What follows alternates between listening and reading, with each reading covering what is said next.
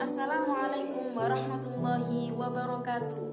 Nama saya Nila Takrimah. Di sini saya akan menjawab beberapa soal UAS dari mata kuliah Bahasa Indonesia. Untuk soal yang pertama yaitu jelaskan bagaimana sejarah bahasa Indonesia.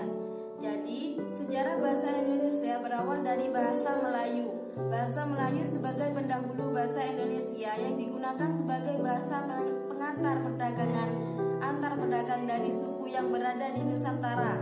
Penggunaan ini berlangsung sejak masa Kerajaan Sriwijaya. Pada masa Sriwijaya ini, bahasa Melayu menyerap banyak kata serapan dari bahasa Sanskerta sebagai pengaruh dari kebudayaan India, agama Hindu, dan budaya yang dominan pada masa kini. Pada masa Kesultanan Malaka yang berdiri pada tahun 1400 hingga tahun 1915, penggunaan bahasa Melayu semakin meningkat. Selain sebagai bahasa perdagangan, juga digunakan sebagai bahasa pengantar dalam penyebaran agama Islam. Bahasa Melayu dengan dibakukan menjadi bahasa Indonesia diproklamirkan sebagai bahasa pemersatu selama Sumpah Pemuda pada tanggal 28 Oktober tahun 1928. Kemudian bahasa Indonesia diberikan pengakuan resmi dalam Undang-Undang Dasar tahun 1945 pasal 36 yang mengatakan bahwa bahasa negara ialah bahasa Indonesia. Untuk soal yang kedua yaitu jelaskan fungsi dan kedudukan bahasa Indonesia sebagai bahasa nasional dan negara.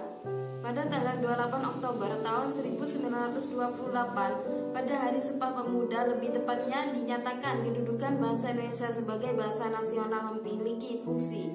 1. Bahasa Indonesia sebagai identitas nasional. Kedudukan pertama ini dari kedudukan bahasa Indonesia sebagai bahasa nasional dibuktikan dengan digunakannya bahasa Indonesia dalam bulir-bulir Sumpah Pemuda. Yang kedua yaitu bahasa Indonesia sebagai kebanggaan bangsa. Hal ini dibuktikan dengan masih digunakannya bahasa Indonesia sampai sekarang ini. Untuk yang ketiga yaitu bahasa Indonesia sebagai alat komunikasi.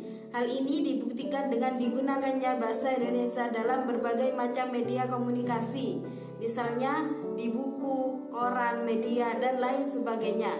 Untuk yang keempat yaitu bahasa Indonesia sebagai alat pemersatuan bangsa yang berbeda suku, agama, ras, dan adat istiadat.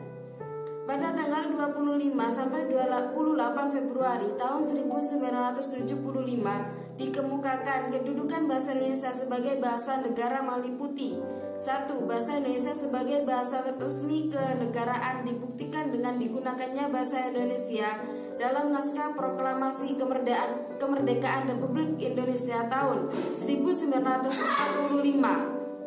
Untuk yang kedua yaitu bahasa Indonesia sebagai alat pengantar dalam dunia pendidikan. Hal ini dibuktikan dengan pemakaian bahasa Indonesia sebagai pengantar di lembaga pendidikan dari taman kanak-kanak.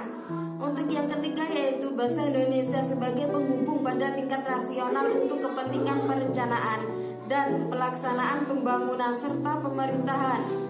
Untuk yang keempat yaitu bahasa Indonesia sebagai pengembang kebudayaan nasional, ilmu, dan teknologi. Untuk soal yang ketiga yaitu jelaskan ragam bahasa Indonesia yang ada di Indonesia beserta contohnya. Jadi ragam bahasa ialah variasi bahasa menurut pemakaian. Ragam bahasa Indonesia ini dibagi menjadi 3 jenis yaitu 1. Ragam bahasa berdasarkan media. Ditinjau dari media atau sarana yang digunakan untuk menghasilkan ragam bahasa terdiri dari 1. Ragam bahasa lisan, 2. Ragam bahasa tulis. Untuk yang pertama yaitu ragam bahasa baku lisan yang didukung oleh situasi pemakaian sehingga terjadi pelepasan kalimat. Contohnya yaitu saya sudah baca buku itu. Untuk yang kedua yaitu ragam tulis. Dalam penggunaan ragam bahasa baku tulis, makna kalimat yang diungkapkan tidak ditunjang oleh situasi pemakaian. Contohnya, saya sudah membaca buku itu. Untuk pembagian ragam bahasa Indonesia yang kedua yaitu ragam bahasa Indonesia berdasarkan cara pandang penutur. Ragam bahasa Indonesia terdiri dari beberapa ragam, diantaranya ialah ragam dialek. Contoh, kue udah baca buku itu. Yang kedua yaitu ragam terpelajar. Contohnya, saya sudah membaca buku itu. Yang ketiga yaitu ragam resmi. Contohnya yaitu saya sudah membaca buku itu. Yang keempat yaitu ragam tidak resmi. Contohnya saya sudah baca buku itu. Untuk pembagian ragam di Indonesia yang ketiga yaitu ragam bahasa Indonesia berdasarkan topik pembicaraan. Ragam bahasa ini terdiri dari beberapa ragam, diantaranya adalah ragam bahasa ilmiah, ragam hukum, contohnya dia dihukum karena melakukan tindak pidana. Ragam bisnis, contohnya setiap pembelian di atas nilai tertentu akan diberikan diskon dan lain sebagainya.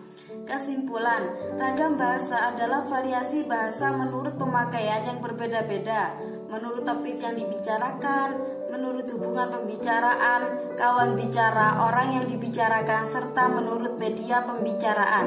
Terima kasih. Cukup sekian jawaban yang bisa saya berikan. Terima kasih. Assalamualaikum warahmatullahi wabarakatuh.